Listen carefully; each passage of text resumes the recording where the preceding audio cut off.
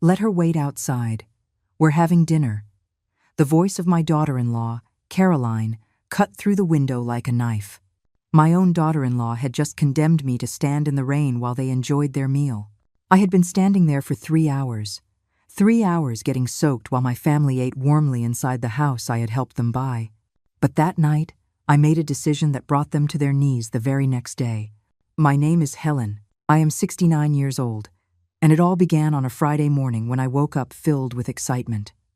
After 3 months without seeing my grandson, Leo, my son Ben had finally invited me to dinner. "Mom, come over today at 6. We really want to see you," he had said in that sweet voice that always melted my heart. I have been a widow for 5 years. I had worked my entire life cleaning houses, selling baked goods, doing whatever it took to raise my son, and now that he had his own family, I was still the one supporting them. Their bank accounts, the mortgage on the house, Leo's private school, the car payments, it all came from my pension and my life savings. But I didn't care. They were my blood, my reason for living. I got ready with such care that afternoon. I chose my maroon dress, the one that made me feel elegant despite my wrinkles. I put on my late mother's pearls and that French perfume I had bought on sale. I wanted to be perfect for my family. I walked to the toy store downtown and bought that new Transformer robot Leo had asked for the last time we saw each other. I also stopped by the French bakery for those little macarons that Caroline loved so much. The bags were heavy in my arms, but my heart was light with happiness. I took the number 43 bus, the same one as always. A 45-minute journey watching the city go by, imagining Leo's surprise when he saw his gift. It was a beautiful October afternoon. The sky was clear, and there was a soft breeze that reminded me of when Ben was little and we would go to the park to feed the pigeons. I arrived in their suburban neighborhood, the one that made me so proud because I knew my effort had made it possible for them to live there. I walked the 4 blocks from the bus stop to their house, that 2-story house with a garden, the house that had my name on the deed as a co-signer. I rang the doorbell at exactly 6 o'clock, just as we had agreed, and that's when my nightmare began. Caroline opened the door with a forced smile. She was wearing an elegant black dress that I had given her last month. "Hello, Helen," she said without inviting me in. "Look, you've come at a bad time. We have guests." "But Ben invited me to dinner," I replied, confused, feeling the bags grow heavier in my arms. Yes, but you know what? Just wait here a moment while I talk to him, okay?" And she closed the door in my face. I was left standing on the porch, not understanding what had just happened. I could hear voices inside, laughter, the clinking of glasses. It smelled of pot roast, of wine, of celebration, but I was outside. I waited 5 minutes, 10, 15. I rang the doorbell again. This time, Ben opened it, my son, my pride, the man for whom I had sacrificed everything. "Mom, what are you still doing here?" he asked with an uncomfortable smile. "You told me to come for dinner, son. Here I am." He glanced back over his shoulder as if consulting with someone. "Look, Mom, some of Caroline's friends showed up unexpectedly, and we don't have enough food. How about you come over tomorrow instead?" It felt like I had been slapped across the face. I had spent my last few dollars on those gifts. I had taken 2 buses. I had gotten ready with so much love.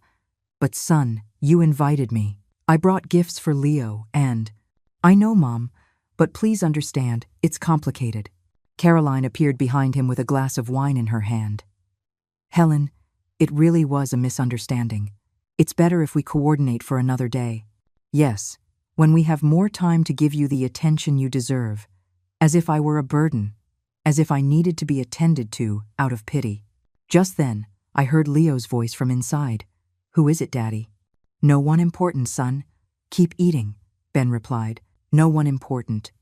His own grandmother, no one important. "All right," I managed to whisper. "I'll go."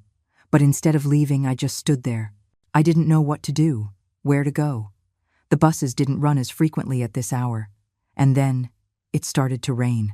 At first, it was a soft drizzle, little drops landing on my freshly styled hair. But within minutes, it turned into a torrential downpour, soaking my maroon dress, the one I had chosen with such care. I took shelter under the small overhang of the entrance, pressed against the door of my own family's home. I could hear their conversations perfectly from inside. Laughter, toasts, background music. "Who was that, honey?" I heard an unfamiliar female voice ask. "Ben's mother," Caroline replied with a tone of annoyance. "She just showed up unannounced." "But I invited her," my son protested weakly. "Oh, Ben, you know she makes me nervous when she comes over. She always finds something to complain about the house, how we raise Leo, everything." My heart broke a little more. What did I complain about? I had never said a word out of place. I always praised them, defended them, admired them. "Besides," Caroline continued, "you know how she gets when she drinks wine. She becomes so intense, so emotional." Intense? Emotional? They barely offered me a glass of water when I visited. The rain intensified, and I stood there like a wet statue, listening to them talk about me behind my back. "What if she gets sick out there?" Ben asked with a hint of concern. "Don't be dramatic. She's probably gone by now. Your mother is tougher than she looks." But I hadn't left. I couldn't leave. It was as if my legs had taken root in that marble porch I had helped pay for. An hour passed. Water seeped through my shoes. I could feel my clothes sticking to my wrinkled skin. I shivered from the cold, but something inside me refused to move.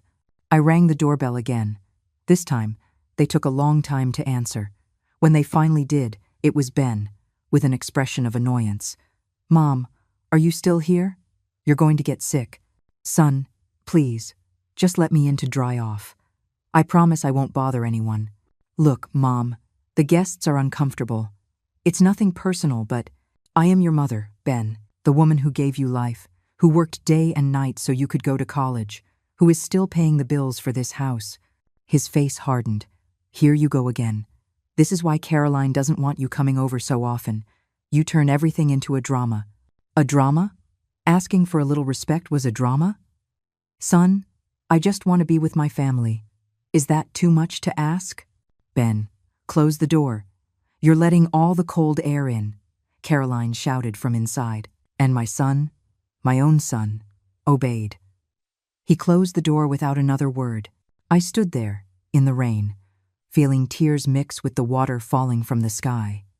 The bags with the gifts were soaked, the wrapping paper dissolving in my hands. I walked over to the dining room window.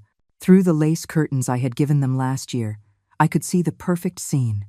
The table set with fine china, crystal glasses gleaming under the chandelier, elegant people chatting animatedly. There was my grandson Leo, sitting in his high chair, eating peacefully. My grandson, for whom I bought clothes, toys, for whom I paid for the most expensive school in the city. "Grandma loves you, Leo," I whispered, pressing my face against the fogged-up window. At that moment, Leo turned toward the window. Our eyes met for a second.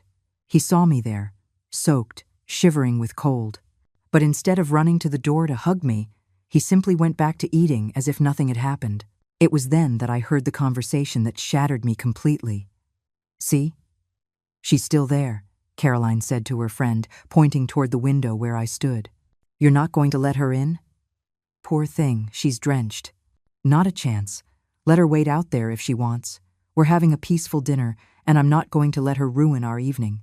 But she's the boy's grandmother. She's a very complicated woman, always wants to be the center of attention. If I let her in, she'll start with her dramas, her reproaches, her sob stories. "No, thank you." Ben intervened weakly. "Caroline, maybe we could—" "Could what? Let her in to sour our night? Your mother needs to learn she can't just show up whenever she feels like it." "But I invited her."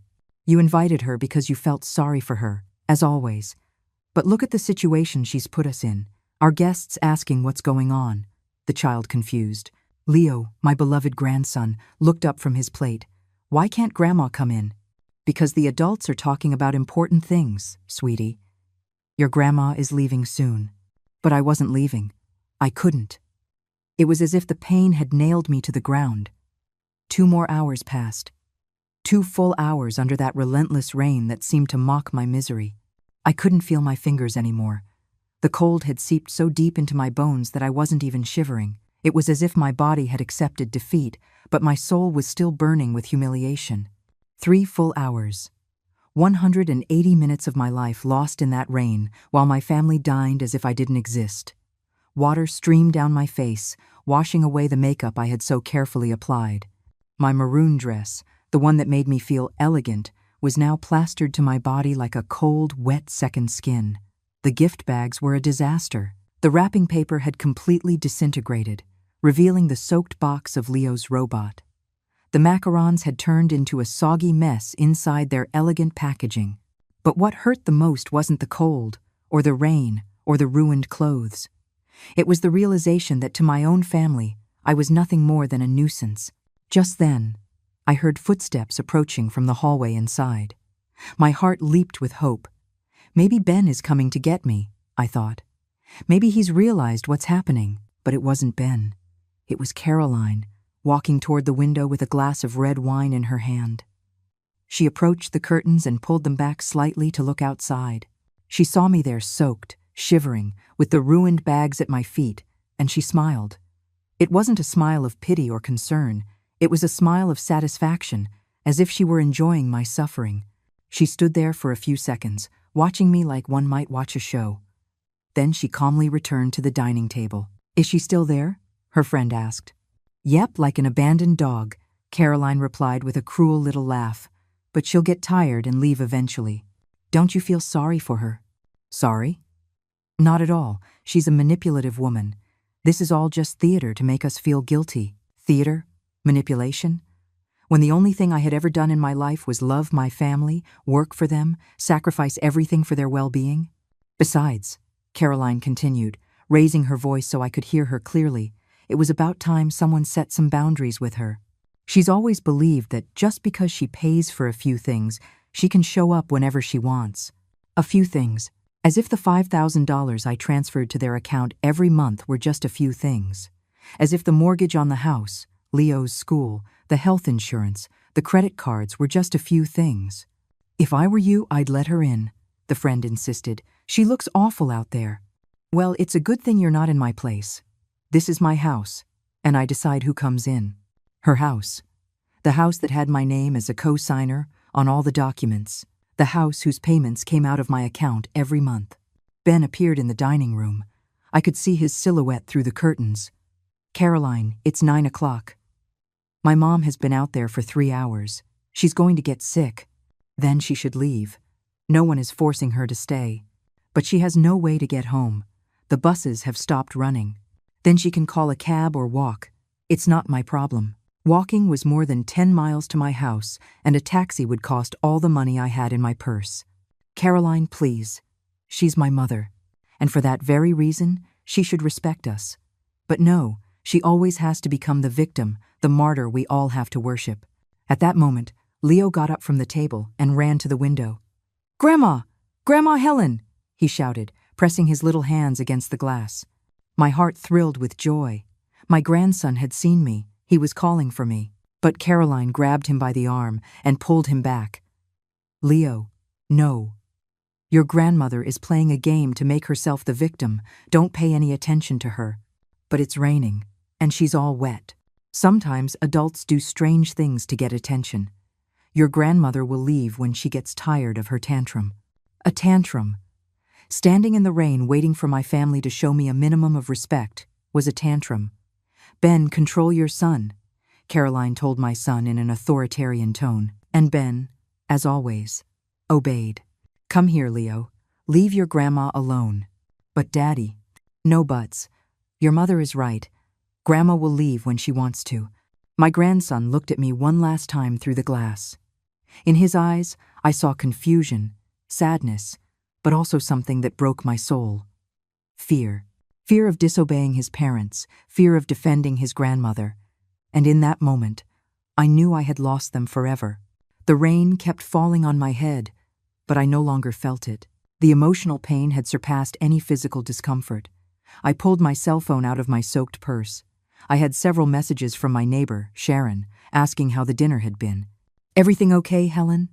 How is my handsome grandson?" I couldn't answer her. I had no words to explain what I was going through.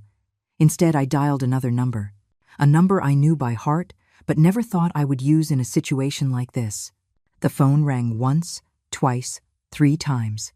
National Bank Customer Service. This is Patricia speaking. How can I help you? Good evening, I said, my voice cracking from the cold and emotion. I need to freeze some accounts. Of course, ma'am. Can you please provide your account number and social security number? My voice trembled. I didn't know if it was from the cold or from the decision I was about to make. With numb fingers, I entered the numbers the operator requested. Perfect, Mrs. Helen Miller. I see that you are the primary holder on several accounts and a co-signer on several others. Which ones specifically do you need to freeze? I took a deep breath. Through the window, I could see Caroline serving dessert to her guests. Leo was laughing at something one of the adults had said. Ben was making a toast with a glass of wine that probably cost more than I spent on groceries in a week. All of them? I replied with a firmness I didn't know I possessed. I want to freeze all the accounts where I appear as the primary holder or co-signer. I understand. May I ask the reason? It's for the official report. Suspicion of unauthorized use. I lied without blinking. Very well. I see here we have the payroll account ending in 4587, the savings account ending in 2841, and the joint accounts ending in 7890 and 5432. You also appear as a co-signer on a mortgage and 2 credit cards. Do you wish to freeze everything? Every number she mentioned was a piece of my life. The payroll account where my pension was deposited, the savings I had built dollar by dollar over 40 years of work, the joint accounts where Ben had access for household expenses and Leo's education. Everything, I repeated. Ma'am, I must inform you that this means no one will be able to make withdrawals, transfers, or use the associated cards until you authorize the unfreezing. Are you sure? Through the window, I saw Caroline rise elegantly from the table with the grace that only comes from years of not worrying about money. She headed toward the kitchen, probably to pour more wine, completely sure. Perfect. The process will take approximately 2 hours to take effect. Do you need anything else? Yes. I want you to email me confirmation of all the blocked operations. Of course. Your request has been logged with case number 789456. Anything else I can help you with? No, thank you. I hung up the phone with a strange sense of peace. For the first time in 3 hours, I smiled. I walked away from the window and went to the front door one last time. I rang the bell insistently, as if it were an emergency. This time, Caroline opened it, clearly annoyed. Helen, what part of you can't come in did you not understand? I just came to say goodbye, I said with a calm that unsettled her. Goodbye? Yes, I've gotten the message. I'm not welcome in this house. I could see her expression change slightly. Maybe she expected tears, pleading, drama. Well, I'm glad you finally understood. I just want you to know one thing, I continued with a serene smile. Starting tomorrow, you're going to have to learn to live on your own resources. What do you mean by that? Nothing important. Just that I think it's time for you and Ben to become fully responsible for your expenses. Caroline scoffed. Please, Helen, don't threaten me. We know you can't live without us, without Leo, without Ben. Your entire life revolves around this family. You're right. My life has revolved around you. But tonight, that changed. Oh, really? And what are you going to do? Go live alone with your cats? I'm going to be happy, I replied simply. How dramatic. Please. Ben appeared behind her. Mom, are you leaving? Do you need money for a taxi? The same son who had closed the door in my face was now worried about how I would get home. I don't need anything from you, son. Not anymore. Don't be like that, Mom. You know how Caroline is when she has guests. We'll talk tomorrow. There's nothing to talk about, Ben. Why are you being so strange? It's as if something happened to you. I burst out laughing. A bitter but liberating laugh. Yes, something did happen. I realized I've been wasting my life. Mom, don't exaggerate. I'm not exaggerating. I'm being realistic for the first time in years. Caroline grew impatient. All right, enough. If you're done with your soap opera, we have guests waiting. Of course. Go back to your dinner. Enjoy your perfect life. I turned and started walking toward the street. Mom, Ben shouted. How are you going to get home? That's not your problem anymore, I replied without turning back. I walked in the rain, soaked, with the ruined gift bags dangling from my arms. But for the first time all night, I felt light. I reached the main avenue and hailed a cab. The driver, an older man, looked at me with concern. "Ma'am, are you okay? You're soaked." "I'm perfect," I answered, and it was true. The entire ride home, I couldn't stop smiling. In my purse, my phone vibrated with the confirmation from the bank. "Dear customer, we confirm that all your accounts have been successfully frozen. No transactions can be made until further authorization." Tomorrow was going to be a very interesting day. I arrived home around 11 o'clock at night, completely drenched, but with a strange sense of freedom I hadn't felt in years. I took off the ruined maroon dress, had a hot shower, and put on my most comfortable pajamas. For the first time in a long time, I slept soundly, without nightmares, without worries about Ben's expenses, without anxiety about pleasing Caroline. It was as if I had left 100-pound weight at the door of that house. I woke up the next day with the sun streaming through my window.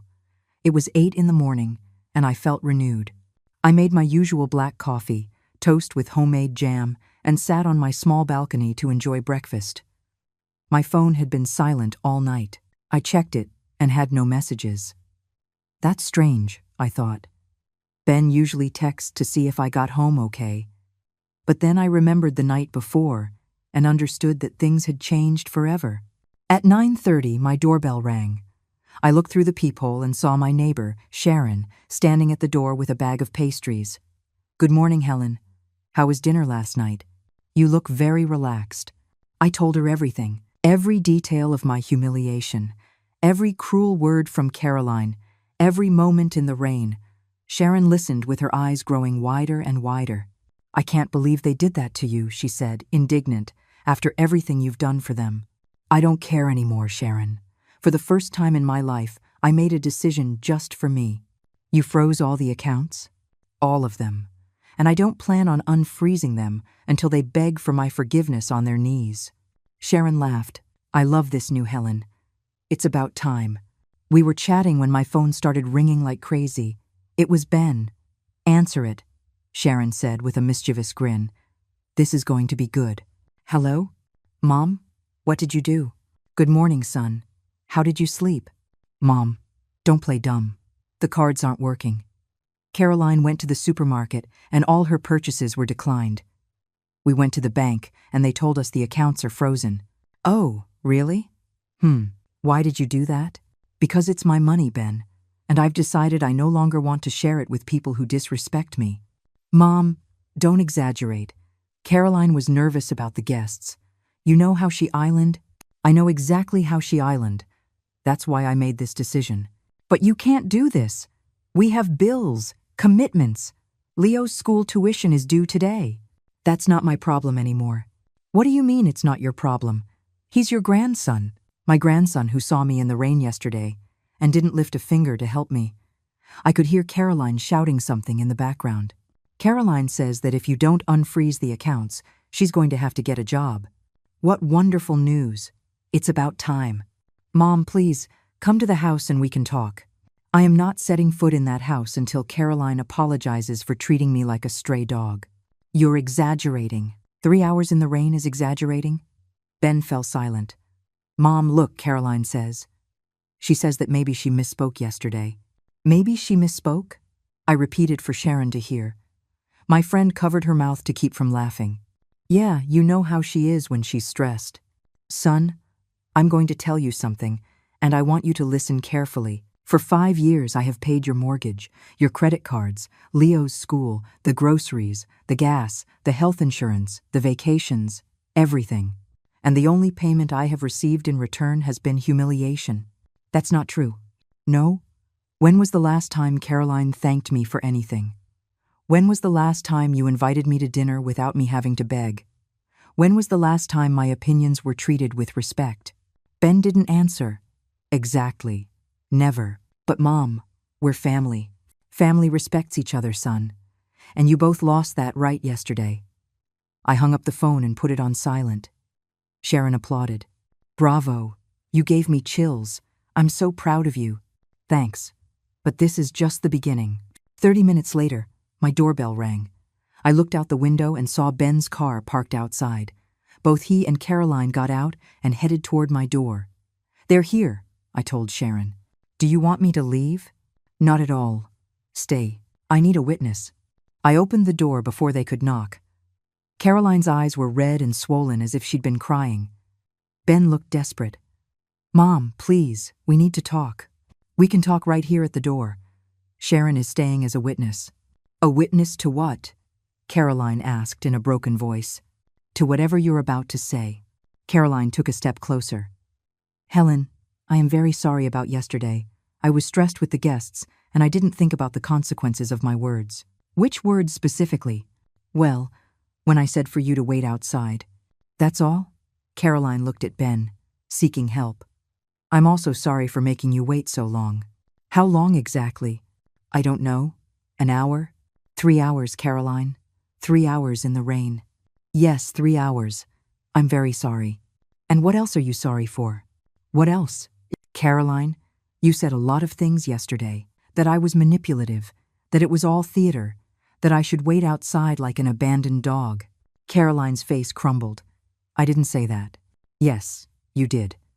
And you also said I was a complicated woman. That I always wanted to be the center of attention. That you had to set boundaries with me. Ben looked at her, shocked. You said all that? Ben, it doesn't matter what I said. The important thing is I was upset, and I wasn't thinking.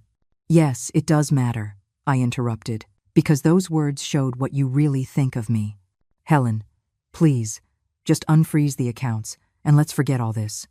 Number, what do you mean, no? I'm not unfreezing anything until you give me a real apology. On your knees. On my knees? Caroline was outraged. That's humiliating.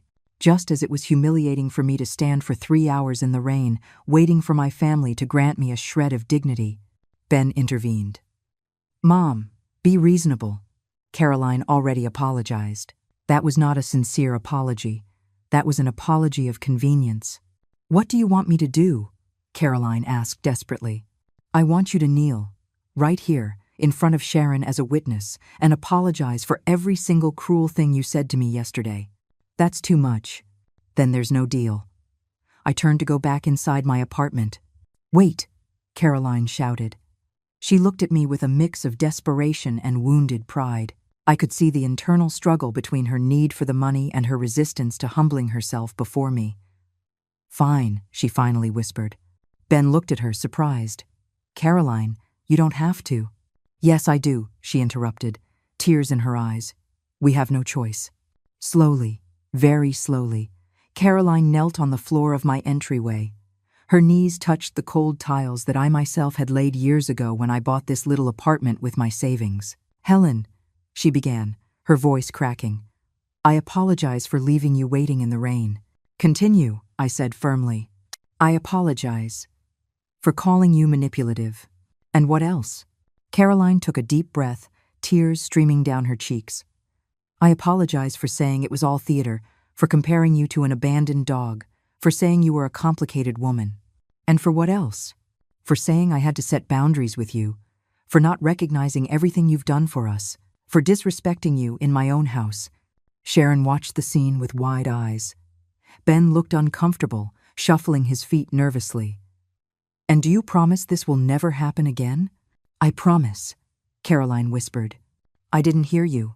I promise, she cried out in desperation. Get up, I said finally. Caroline rose slowly, wiping tears with the back of her hand. Her elegant dress now had dust on the knees. Very well. Now for part 2. Part 2? Ben asked, alarmed. Yes, the apology is just the first step. Now come the new rules. What rules? Caroline looked terrified. Sit down here in the garden chairs. This is going to take a while. Ben and Caroline sat like scolded schoolchildren. Sharon settled into her chair with a satisfied smile. Rule number 1, I began. I am no longer your personal bank. From now on, you will be responsible for all of your own expenses. But Mom, let me finish, Ben. Rule number 2. I will transfer money only for Leo's basic expenses. His school, his food, his clothes. But piano lessons, swimming, tutoring, and all those other extras are over until you can pay for them yourselves. Caroline turned pale. Rule number 3. No more expensive restaurants, trips, designer clothes, or whims paid for with my money. Helen, that's impossible. We can't live like that. Of course you can. Millions of families live with fewer resources and are perfectly happy, but we're already used to. Exactly. You are used to living above your means using my money. That is over. Ben interjected nervously. Mom, what if Caroline gets a job? Could you consider? Rule number 4, I continued, relentless. Caroline has 30 days to find a job. If she doesn't, I will cut off all financial support, permanently. 30 days? Caroline exclaimed. That's such a short time. It's more time than you gave me yesterday to find shelter from the rain. Sharon nodded in approval. Rule number 5. My visits will be by specific invitation only. No more come whenever you want, and then making me wait at the door. Okay, Ben muttered. Rule number 6. When you do invite me, you will treat me with the respect I deserve. No more making me feel like an unwelcome guest in the house I helped pay for. Yes, Mom. Rule number 7. Caroline will take a class on etiquette and respect for one's elders. That's humiliating. As was listening to your comments yesterday, Caroline looked at Ben, pleading for help, but he was too scared to contradict me. Rule number 8. You will open a savings account where you will deposit 10% of any income you have. It's time you learn to be financially responsible. But if we don't have any income? Caroline protested. Then you had better find a job quickly. Rule number 9. No additional credit cards. The ones you have are sufficient. And rule number 10, I said with a smile, is the most important of all. What is it? They both asked in unison. A single act of disrespect, a single humiliation, a single derogatory comment toward me, and everything is over. Forever. No second chances. The silence was deafening. Caroline was crying silently. Ben looked defeated, and Sharon was smiling proudly. Do you agree to all the rules? I asked. Yes, Ben whispered. Caroline? Yes, she replied through her tears. Perfect. Sharon is a witness to this agreement. If you break it, she can confirm it. Helen, Caroline said in a pleading voice, when will you unfreeze the accounts? When I see real results. When Caroline gets a job. When you treat me with genuine respect. When you prove that you have learned your lesson. And in the meantime, you'll have to manage with whatever cash you have. Ben took out his wallet and checked it. I only have $20. And I have 5, Caroline added. Then you had better manage that money well, until things change. Caroline stood up from her chair, trembling. And if I don't find a job in 30 days? Then you will have to move to a cheaper place, take Leo out of private school, and live like normal people live. You can't do that to us. Of course I can. It's my money, and I decide how it's used. Ben approached me, his face pleading. Mom, please, be flexible. Caroline will change. You saw she apologized. She apologized because she had no other choice. A real apology, from true remorse, is very different. What do we have to do to make you truly forgive us? Caroline asked desperately.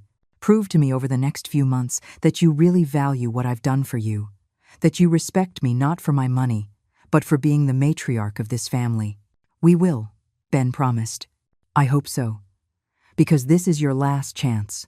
They left that afternoon, empty-handed and with their heads bowed.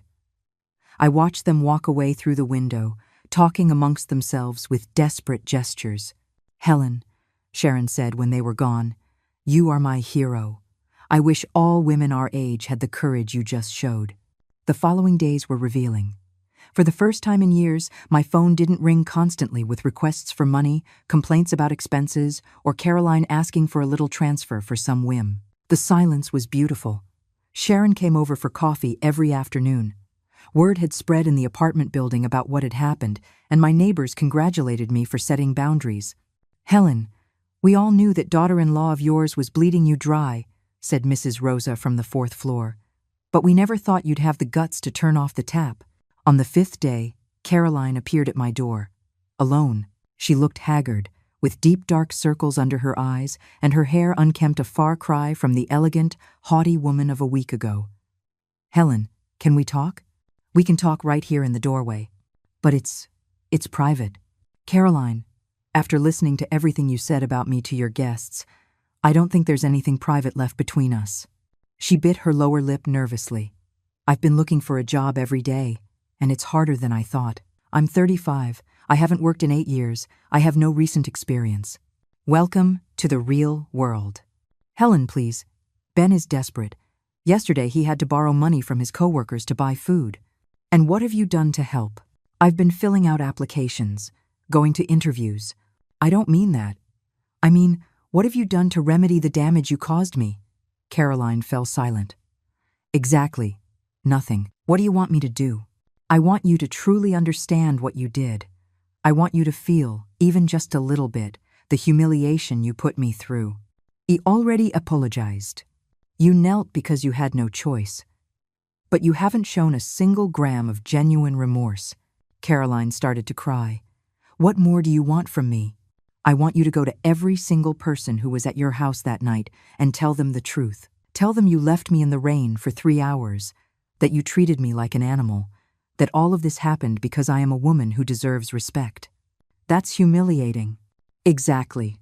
Now you know how I felt. I can't do that. They're my friends. I'd look like a what? A cruel woman who mistreats her mother-in-law? Because that is exactly what you are." Caroline wiped her tears with the sleeve of her cheap sweater. It was the first time I had seen her not wearing designer clothes.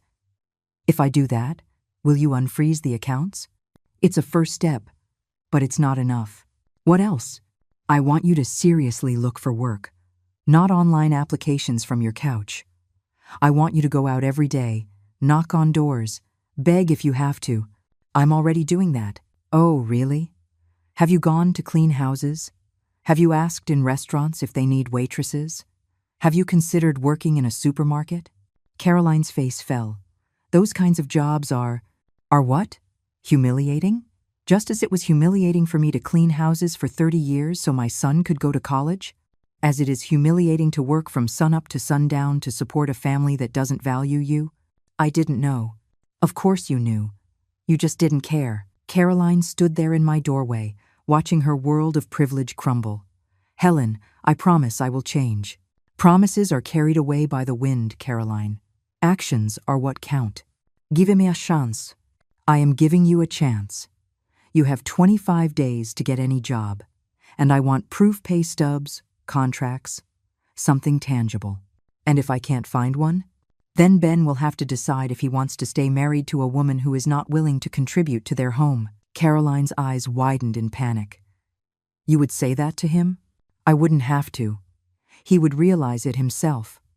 Please, Helen, I have a son. Leo is my grandson before he is your son. And he will be fine, because I will never abandon him. But you have to earn your place in this family." Caroline left that day, paler than when she had arrived. 2 days later, Ben came to visit me. He looked terrible, too, but there was something different about him, a humility I hadn't seen in years. "Mom, can I come in?" "Of course, son." He sat in my small living room, looking around as if seeing it for the first time. "Your apartment has always been so cozy," he said. "I don't know why I never noticed. Because you were too busy enjoying the house I helped you pay for. You're right, and you're right about everything that's happening." I looked at him, surprised. It was the first time Ben had ever sided with me in anything related to Caroline. "Do you really think so?" "Mom, these days without money have opened my eyes. Caroline has been hysterical, screaming at me that I'm useless for not being able to support my family. She has said horrible things to me." "Like what?" "That I'm a failure. That if it weren't for your money, we never would have had the life we have. That she only married me because I had a rich mother." I felt a stab of pain. "She said that to you?" "Yes, and worse. She told me all her friends laugh at us because we depend on an old woman." "An old woman?" Her words, not mine. I stood up from my chair, furious. "Ben, that woman doesn't love you. She's using you." "I know, Mom. I know that now. And what are you going to do about it?" "I don't know. I'm afraid of being alone, of Leo growing up without a complete family. Son, it is better to grow up in a home with one person who loves him than in a home with two people who hate each other. Ben started to cry. My 40-year-old son, crying like a child. Mom, I think I made a terrible mistake marrying Caroline. When did you realize? These past few days, when we had no money, when she had to face reality, she showed her true colors. She's selfish, cruel, materialistic. And yet, you chose to believe her instead of defending me. I know, and I regret it every day. Do you regret it, or are you just scared because the easy money ran out? Ben looked me straight in the eye. I regret it, because I lost the most important woman in my life for a woman who doesn't even respect me. For the first time in days, I felt like my son had come back to me. Son, I said, taking his hands, you have never lost me, but you do need to make some difficult decisions. Like what? Like deciding if you want to stay in a marriage where there is no love or respect. Ben sighed deeply. Mom, I'm scared. Caroline could take Leo. She could ask for alimony. She could. Ben, stop being afraid and start being brave. Do you think I wasn't scared when your father died and I was left alone with you? Do you think I wasn't scared when I worked 3 jobs so you could go to college? No, Mom. You were always so strong. I wasn't born strong, son. I became strong because I had no choice, and neither do you. At that moment, my phone rang. It was an unknown number. Hello? Mrs. Helen Miller? Yes, this is she. This is Monica Garcia, the principal at Leo's school. I'm calling because this month's tuition payment was declined, and we need to get the account current. I looked at Ben, who had heard the entire conversation. How much is owed? It's $1,200 for this month, plus $800 in accumulated fees. I understand. Could you give me until Friday to make the payment? Of course, ma'am. But after that date, we will have to suspend Leo until the situation is resolved. I hung up and looked at my son. Ben, do you have it? Mom, you know I don't. Then Caroline has 3 days to get a job, or Leo is out of school. You can't do that. He's your grandson. Exactly. He's my grandson. And I am not going to keep paying for his education so his parents can live like royalty without working. If Leo gets kicked out of school, you enroll him in a public school, like I did, like you did for the first few years. Caroline will never accept that. Then Caroline can find a way to pay for it. Ben stood up, desperate. Mom, help me one more time. I promise that after. No, son. The promises are over. Only actions. What do you want me to do? I want you to take control of your life. I want you to tell Caroline that if she doesn't get a job in 3 days, the marriage is over. That's so drastic. You know what's drastic? Leaving your mother in the rain for 3 hours. That's drastic. Ben was quiet for a long time. Would you help me if I divorce Caroline? I would help you raise Leo, help you get a smaller apartment, help you start over, but with conditions. What conditions? First condition, no luxuries. A simple, modest, responsible life. I accept. Second condition, you will value my effort and my sacrifice. You will never take me for granted again. I accept. Third condition, if you ever remarry, your new partner will respect the place I have in this family. I accept it all, Mom. Very well. Then go home and talk to Caroline. Tell her she has 72 hours to get a job, or the marriage is over. And if she says no, then you'll have your answer about what kind of woman she really is. Ben left that afternoon with a mix of determination and nervousness.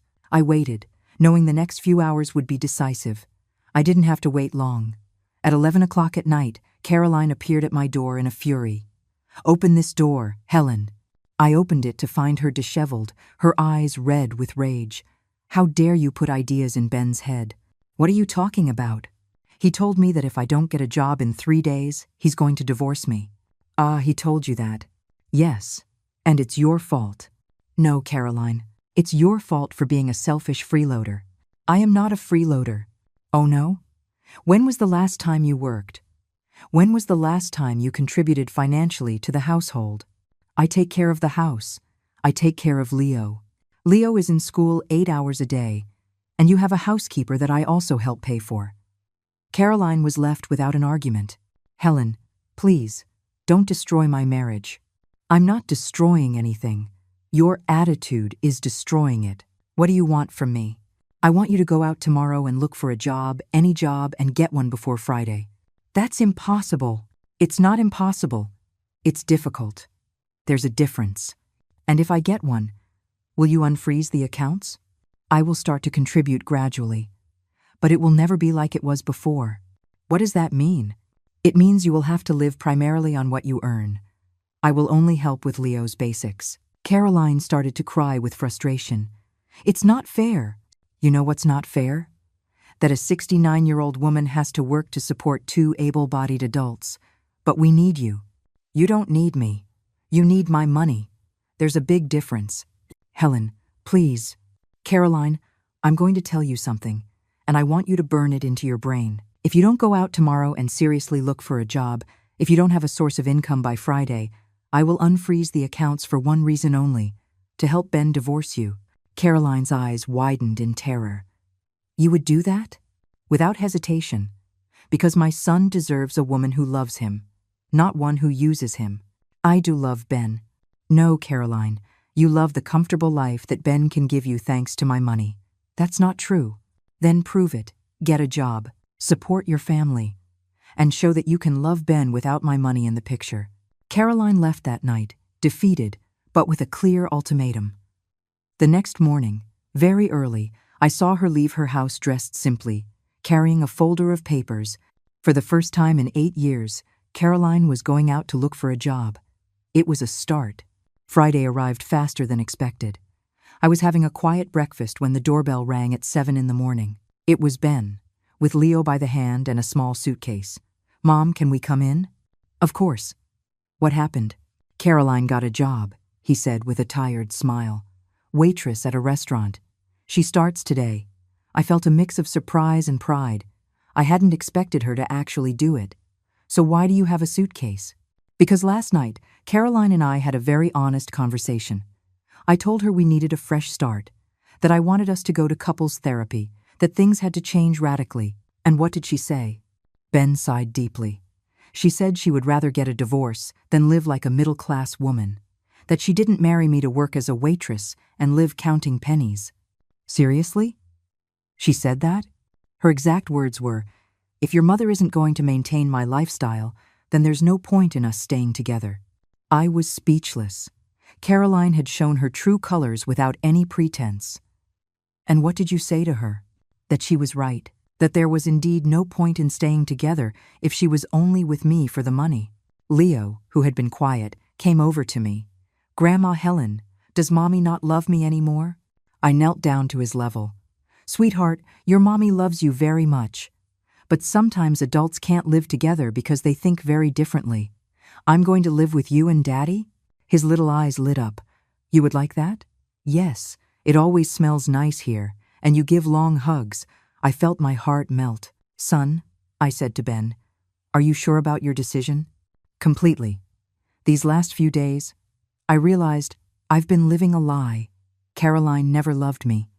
She only loved the comfort I could give her thanks to you. And you don't regret it? Not at all. I feel free. My phone rang. It was Caroline. Should you answer? Ben asked. Of course. Helen. Yes, Caroline. Did Ben tell you? Yes, he told me you got a job. Congratulations. Don't congratulate me. It's horrible. 8 hours on my feet, rude customers, miserable tips. Welcome to the real world. Helen, we can fix this. I can keep working if you go back to helping us financially like before. No, Caroline. Ben has made his decision. But he can't support Leo alone. He won't be alone. He'll be with me. With you? What do you mean?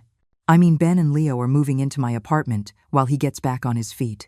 A scream came from the other end of the line. That's illegal. You can't take my son from me. I'm not taking anything. You decided that money was more important than your family. I'm going to sue. Go ahead. With what money are you going to pay for a lawyer? Caroline hung up, furious. Ben looked at me, worried. Do you think she can do anything legally? Son, a woman who abandons her family because she doesn't want to work is hardly going to win custody of a child. The next few months were some of the most beautiful of my life. Ben got a second, part-time job. Leo started at a public school and, against all odds, was happier than ever. "Grandma," he told me one afternoon while we were doing homework, "why was Mommy always angry before?" "Because your mommy didn't know how to be happy with simple things. I'm happy here with you." "Really?" "Yes. There's no shouting here, no fights, and there's always good food." Ben had changed completely. He was more affectionate, more grateful, more present. At night, after Leo was asleep, we would stay up talking like we did when he was little. "Mom," he told me one night, "forgive me for all these years. For taking you for granted, for not defending you, for letting Caroline treat you so badly. You are already forgiven, son." "Really?" "Really. Because in the end, all of this helped us find each other again." Caroline tried several times to get Ben to come back to her. She promised she had changed, that she now understood the value of work, that they could be happy with less money. But Ben didn't fall for her manipulations again. "My mother taught me something very important," he told her, the last time Caroline came begging. "She taught me that real love is not negotiated, it's not conditional, and it cannot be bought." A year later, I was on my balcony, watching Leo play in the small garden when the phone rang. "Mrs. Miller?" "Yes. This is Leo's teacher. I just wanted to congratulate you.